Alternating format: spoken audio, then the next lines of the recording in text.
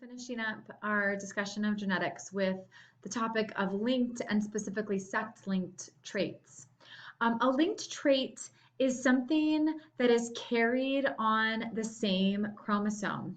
Up until now, we've been talking about independent assortment, which tells us that most traits, most characters get independently separated when the homologous chromosomes line up at the metaphase plate during meiosis 1.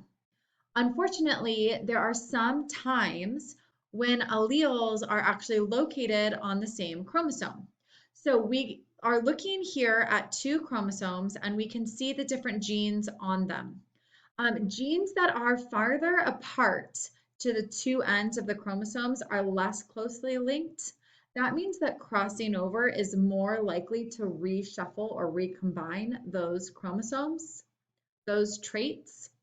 Traits that are more closely linked are closer to the center or closer to each other, and because of that are much less likely to be reshuffled and much more likely to be inherited together. We can actually do gene mapping in order to figure out how close together on a chromosome different genes are based off of how often they get reshuffled or recombined in crossing over. So you can imagine that gene 1 and gene 4 would be most likely to be separated, and genes 2 and 3 would be the least likely to be separated. And so we would be able to look and see how closely linked they are based on their frequency of shuffling in crossing over. The really important linked gene that we are going to do genetics problems with is actually the sex-linked traits. So these are traits that are carried on the X chromosome, or they could be carried on the Y, but more often they're carried on the X. It is linked to things like color blindness and hemophilia are two examples, but even coat color in cats can be linked to the X chromosome. And so what this means, as we mentioned before, is that males are going to be more likely affected by a trait carried on the X chromosome because they only inherit one. So remember that males are XY with only one chromosome, and females are XX, so they have two copies of the X chromosome and therefore have to inherit twice the number of alleles before they are affected. Of course, the kinds of traits I'm talking about here for this to be true would be recessive traits. So we're assuming that you need two copies of the gene in order for it to be expressed. So when we're talking about sex-linked traits, they are most important for recessive alleles. So in sex-linked traits, males are more often affected. So let's just look at this understanding of some sex-linked traits. In this case, we have a female carrier mother. We call her a carrier because she herself does not exhibit the trait. She just carries the allele for it. When these two individuals have offspring, remember that the father has to give a Y to his offspring. So affected or not affected, the father contributes a Y to his male offspring, where the mother contributes an X to both her male and female offspring. So what we see as a result of this particular cross is that 25% of the daughters will be not affected and not carriers. 25% of the sons will be not affected. 25% of the daughters will be non-affected carriers, again, meaning that she has the X, she's carrying the trait. And 25% of her sons will inherit this trait. It's important to note that we could not tell the difference between an affected daughter and a carrier daughter unless they themselves had offspring. We might need to look into the next generation. So now knowing what we know, we're going to use this information and we're going to solve one sex-linked problem together. So this question is about John and Kathy. So John and Kathy have normal color vision. After 10 years of marriage, Kathy gives birth to a colorblind son, and John, as we see far too often in these genetics problems, I believe, files for divorce, claiming he is not the father of the child. I think this gives us an intrinsic reason to study genetics so that you're not John, okay? Let's be better than John. Okay, so our first question is John justified in his claim for non-paternity? So let's look at it. Both John and Kathy have normal color vision.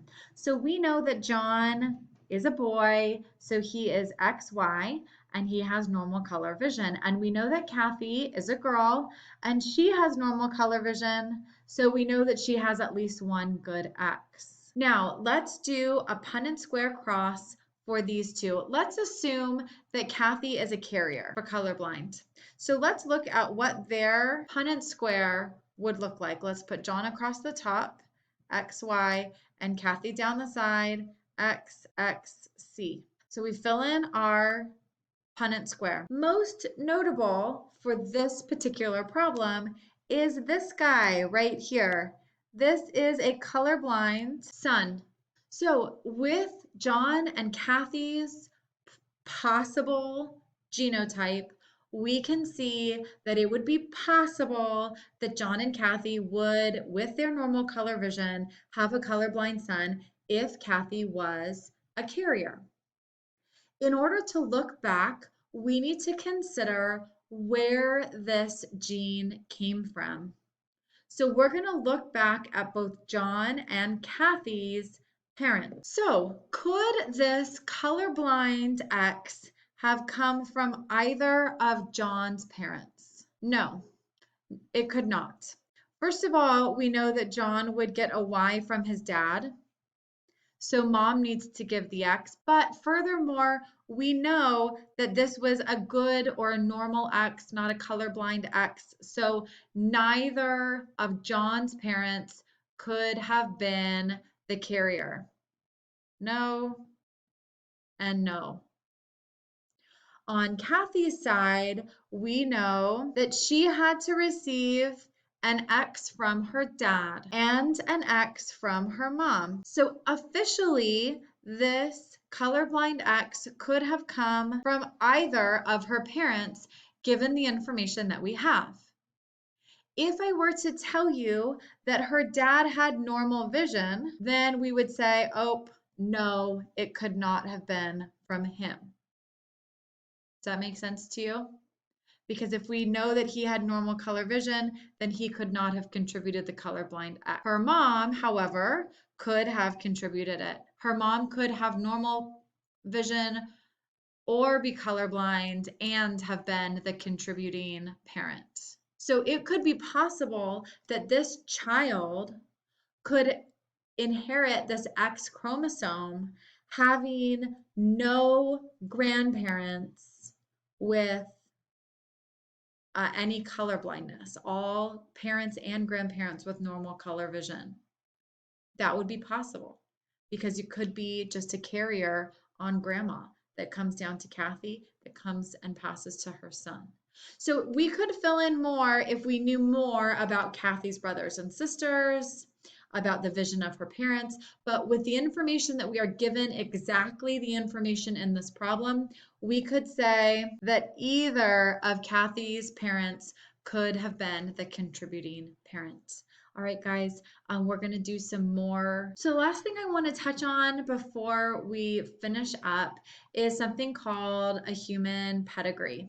And we're not going to be doing a lot of really big pedigrees like this, but I do want to just explain a little bit of technology to you.